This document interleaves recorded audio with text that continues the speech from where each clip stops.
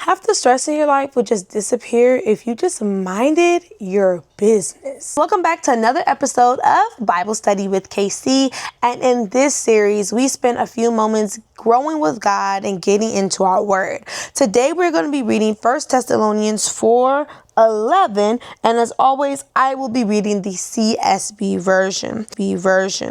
And it says to seek to lead a quiet life, to mind your business, and to work with your hands as we command you.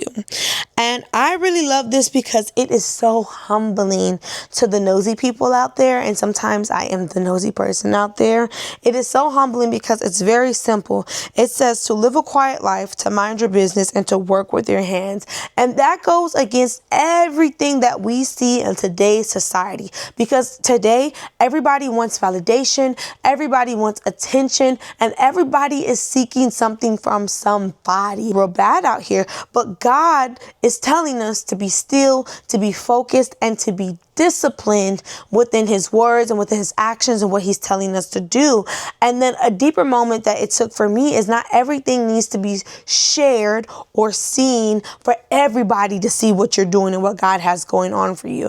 And sometimes the life of social media, everyone feels the need to share everything, and not saying that some things cannot be shared, because we have to remember our lives is a platform for God. That's when we're able to share our testimonies with people, but not in the midst of the testimony happening is every moment called for you to share, because sometimes oversharing things will delay what God is trying to grow in private.